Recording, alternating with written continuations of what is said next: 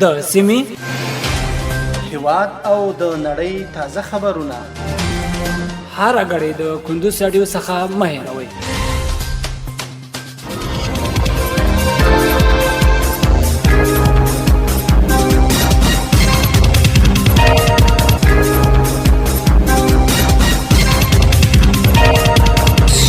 السلام علیکم. د کندوز رادیو درنو اوریدونکو ستړي مشئ. پام واړم د کندوز رادیو څخه د دې ساعت تازه او مهمو وروستۍ خبرونو ته.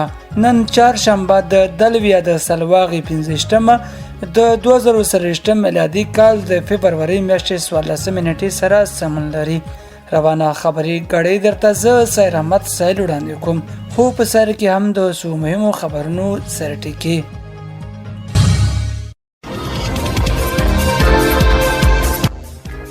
په بغلان کې د 15,000 نیالګیو کېنولو بهیر پیل شو.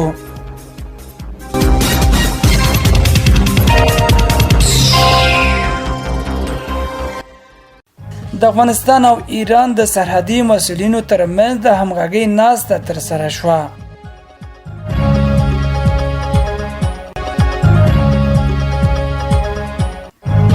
او امریکا له اسرائیل، اوکراین او تایوان سره 95 میلیارډ ډالر مرسته اعلان کړه. اوسم بشپړ خبرونه. بغلان کې د 15,000 نیالګیو کېنولو بهیر پیل شو.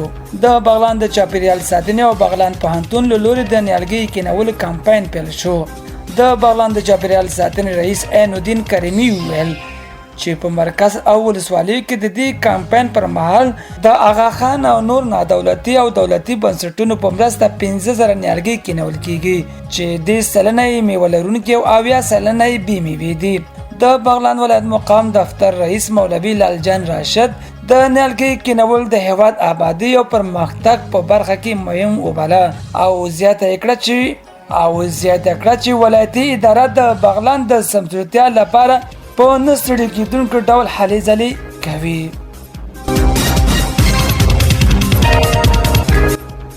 د افغانستان او ایران د سرحدي مسؤلینو ترمنځ د همغږۍ ناسته ترسره شوه. د اسلامي امارت سرحدي مسؤلینو او ایراني سرحدي ځواکونو ترمنځ د اسلام قلعه په بندر کې د همغږۍ ناسته ترسره شوه. د اسلامي امارت سرحدي مسؤلینو او ایراني سرحدي ځواکونو پرون د هرات ولایت په اسلام قلعه بندر کې د سرحدي مسایلو او دوه اړخیزو اړیکو د ټینګښت د دواړو هیوادونو ترمنځ د همغږۍ ناسته ترسره شوه.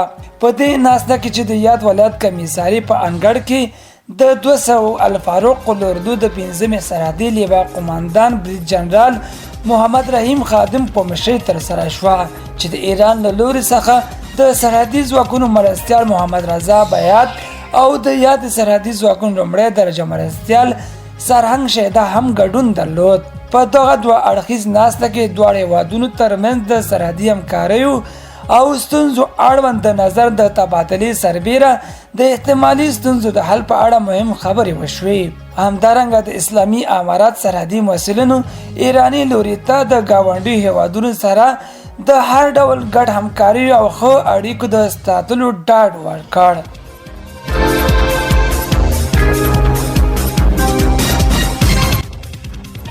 درنو اوریدونکو وسم په خبري غړې کې یو بهرنی خبر. امریکا له اسرائیل او اوکراین او تایوان سره 95 میلیارډ ډالر مرسته اعلان کړه. د امریکا متحده ایالاتو کانګرس پرون سه شنبه له اسرائیل او اوکراین تایوان سره 95 میلیارډ ډالر بهرنۍ مرسته اعلان کړه.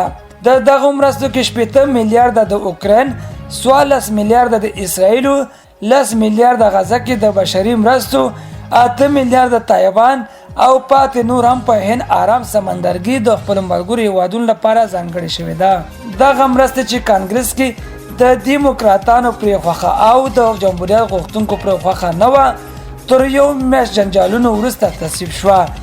امریکا له اسرائیل سره دغه مرسته په داسې مهال اعلان کړه چې سیونیست ځواکونه همدا اوس په غزه کې د فلسطینیانو ټول وژنه کوي او په دغه وژنه کې له هغو وسلو څخه کار اخلي چې امریکا نور ملګرو هیوادونه یې ورکړي دي. درنو اوریدونکو په خبري سرویس کې راټول شوي مطالب هم دومره ول. تر بیا ښه وخت. لیلام ملشه.